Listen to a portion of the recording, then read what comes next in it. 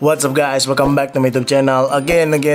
Balik lagi sama gue Iksan Julfikar. Ya, di video kali ini gue akan ngebahas kenapa sih kalian tuh pada takut untuk update iOS terbaru gitu ya. Dan di sini gue akan kasih tahu kalau kalian jangan takut untuk update iOS terbaru. Nah, ini penting banget buat pemula harus nonton ya. Jadi sebenarnya tuh nggak ada yang perlu ditakutin. Nah, ada kekhawatiran dari teman-teman yang udah gue sortir dan kekurangan dari setiap update iOS ataupun kelebihan dari setiap update iOS terbaru kayak gitu. Jadi simak video ini nggak selesai, langsung aja cek di out guys.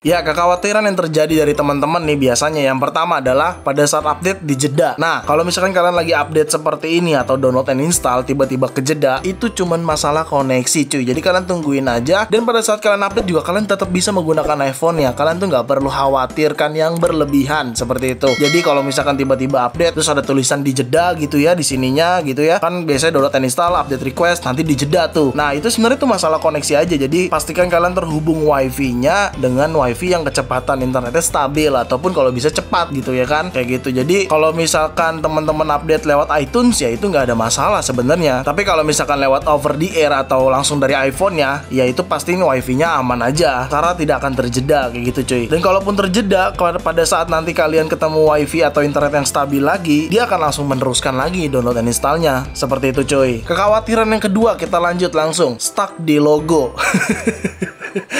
Stuck di logo Apple ya. Pada saat restart dia cuman muncul logo Apple aja gitu ya kan, seperti gambar ini. Nah, sebenarnya stuck logo tuh gue udah nggak pernah ngalamin lagi jujur. Kalau lo scroll YouTube gue nih sampai bawah, gue tuh pertama kali pakai iPhone 3G, lalu dari 3G gue pindah ke 4 atau iPhone 4. Nah, itu setelah itu gue baru mengupgrade lagi ke iPhone 5S, dimana gue udah mulai mengonten tuh di iPhone 5S. Setelah itu gue upgrade lagi ke 6S. Nah, setelah 6S gue upgrade lagi ke 8 Plus, lalu pindah ke 11 Pro, dan terakhir ini 13 Pro. Jujur, masalah stuck logo itu biasanya terjadi, bisa jadi koneksi salah satunya. Salah duanya adalah masalah database atau backupan lu. Cuman itu dulu cuy, sebelum iOS 10 itu sering banget dialami pada saat masa-masa iOS 7, iOS 8, iOS 10 kayak gitu. Setelah iOS 11 hingga sekarang itu tuh hampir tidak pernah lagi gua ngalamin. Dan gua rasa teman-teman di sini juga udah nggak pernah ngalamin lagi ya masalah stuck logo seharusnya, karena masalah itu cuman biasanya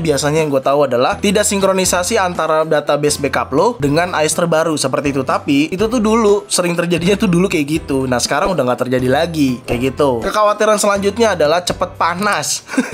Update iOS terbaru cepet panas, kamera blank, LCD nggak responsif. Oke, tiga itu gue rangkum jadi satu aja ya. Oke, gue jelasin satu-satu masalah cepet panas. Ya, namanya device kalau kita gunakan terus ya, mau main game, sosial media dengan waktu yang berdempetan, wajar kalau panas. Dan sekarang nih kalau lagi nggak digunakan ya adem tuh, aman-aman aja. Gue juga aman kayak gitu. Dan masalah kamera blank, jujur ya gue hampir nggak pernah masalahin hal itu dari zaman gue menggunakan iPhone 3G hingga sekarang 13 Pro. Nggak ada kendala sama sekali perihal hal tersebut gitu ya. Jadi gue ngerasa terkait kamera blank itu harusnya menurut gue nggak terjadi lagi sih, karena kamera blank itu biasanya didasari mungkin bisa jadi ada masalah hardware yang ada kendala tapi kita nggak tahu. Tapi kalau dari sistem gue rasa jarang terjadi kayak gitu. Dan selanjutnya masalah LCD responsif. Nah, kalau itu gue benarkan, kadang namanya sistem LCD bisa jadi nggak responsif, tapi bukan berarti LCD-nya nggak bisa digunakan. Sebenarnya itu masalah performance si iOS terbaru aja, bukan masalah hardware-nya. Kecuali bener-bener hardware-nya yang bermasalah, LCD jadi tidak responsif. Ya bener aja LCD-nya bermasalah lalu LCD jadi tidak responsif, ya itu bener gitu ya kan. Kalau misalkan masih bisa digunakan, cuman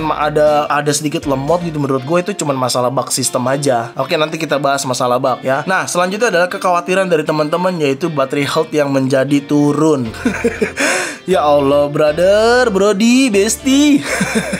Gue kasih tahu ya, battery health itu pasti akan turun. Sejak adanya battery health, gue awal-awal sama kayak kalian, ada kekhawatiran terkait turunnya battery health. Nanti kalau gue jual turun harganya gitu kan. Tapi setelah gue pikir panjang, battery health ini kan memang untuk kita sebagai indikator. Kalau misalkan sudah di bawah 80%, itu indikator kita untuk mengganti baterai kayak gitu. Jadi kalau misalkan ini di 100 terus, ya malah bingung lah kok baterainya nggak ada penurunan gitu, pemakaian lama ya kan. Malah jadi kita yang bingung. Seharusnya kan baterai pasti ada penurunan penurunan. Jangankan handphone, remote TV aja.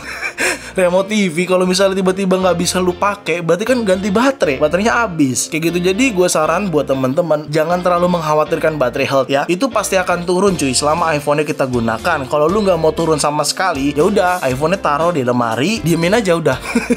Ya kan, gue cuman pengen ngeyakinin ke lu semua, baterai health itu udah bukan masalah yang harus dikhawatirkan menurut gue. Jadi gue harap teman-teman bisa mengerti pesan ini, karena nggak akan ada habis ya lu cuman mengkhawatirkan masalah baterai health kayak gitu. Dan pemakaian orang beda-beda masalah iPhone. Gua dengan kalian semua yang ada di sini, yang nonton video ini, itu cara penggunaan dan pemakaian iPhone-nya beda-beda. Cara chargernya juga pasti beda-beda gitu ya. Jam-jamnya berbeda-beda. Jadi kita nggak bisa menyamaratakan baterai health ini turun karena update iOS gitu. Padahal mah kagak. Kalau emang lagi turun setelah lu update iOS, ya memang kebeneran aja turunnya berbarengan update iOS gitu. Kebeneran aja itu mah. Kalau menurut gua sih gitu ya. Kayak gitu cuy. Dan gue pengen juga teman-teman bisa kasih tambahan atau kita sharing di kolom komentar ya. Jadi biar kita sama-sama tidak khawatir, sama-sama tidak takut lagi untuk update iOS terbaru. Ya, selanjutnya adalah kekhawatiran teman-teman hilangnya sinyal.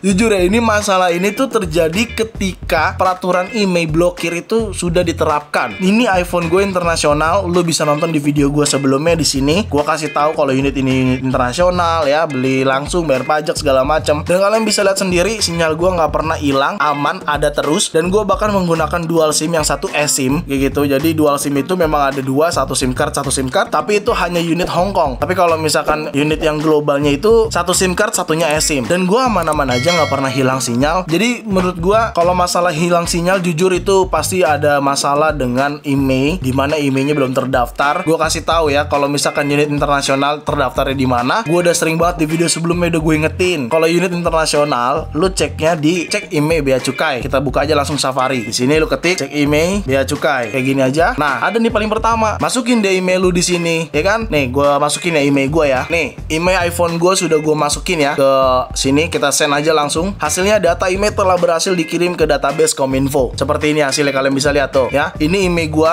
kalian bisa lihat, cek sendiri. Ini email gue tuh. Kalau email ini gue cek di Kemenprint kagak bakalan ada karena unit gue unit internasional. Kita cek ya di sini ya. Cek email kayak gini aja udah. Nah, ini di Kemenprint ini nih, email.kemenprint.go.id. Kita cek, langsung send. Nah, kagak ada kan? Lah iya, orang unit gua unit internasional, bukan unit resmi yang dijual di Indonesia. Kalau di Kemenprint ini database ya, itu unit-unit iPhone yang memang dijual secara resmi di Indonesia, seperti barang iBox, Digimap dan lain sebagainya kayak gitu. Kalau misalkan yang ada di Bea Cukai ini, ya ini unit internasional. Ini wajib banget iPhone lu terdaftar di sini cuy, seperti ini statusnya kayak gitu. Jadi gue saranin kalau misalkan kalian hilang sinyal setelah update iOS, itu hampir sebagian besar masalah IMEI yang belum terdaftar. Apalagi kalau misalkan kartu lain kagak bisa, cuman smartphone doang bang yang bisa, ya udah itu fix, bisa dikatakan IMEI-nya belum terdaftar. Jadi kalian bisa minta tolong seller di tempat kalian beli untuk mendaftarkan IMEI tersebut secara resmi, seperti itu. Ya, kita masuk ke masalah kekurangan. Gue kasih tahu kekurangan update OS. Ya, selama ini apa sih paling kekurangan update OS? Namanya juga iOS. Itu adalah operating system yang ada pada iPhone. Kalau ada bug bisa terjadi nggak? Iya bisa. Namanya juga sistem gitu ya kan. Wajar kalau ada bug. Misalkan kalian gunakan saat kayak gini keyboardnya nggak muncul gitu ya kan. Tapi wajar nggak? Wajar. Namanya operating system itu pengembangan terus menerus gitu. Jadi menurut gua itu sangat wajar banget adanya bug. Meskipun kadang kita merasa ya ampun jadi ngerepotin kita ya kan. Tapi ya mau bagaimana, namanya juga pembaruan atau pengembangan sistem itu akan ada pasti persentasenya. Masalah bug sistem itu pasti ada kayak gitu. Yang keyboard lah, yang baterai lah, yang kamera lah, itu bug semua itu bisa terjadi. Tapi kalian perlu ingat, tidak semua bug itu bisa terjadi di device. Jutaan pengguna iPhone itu bisa jadi persentasenya sedikit aja yang mengalami bug. Contoh, misalkan teman-teman di sini lagi ngalamin bug apa nih? Misalkan masalah bug kamera, lah di gua nggak ada masalah kayak gitu. Misalkan masalah bug keyboard nggak muncul, lah gua muncul kayak gitu. Jadi menurut gua bug-bug itu bisa terjadi, tetapi tanda kutip tidak semua terjadi pada device yang kita gunakan kayak gitu. Jadi perlu kalian garis bawahi kayak gitu. Itu paling apa ya? Paling menonjol lah kekurangan update iOS itu pastinya ada bug. Tapi ya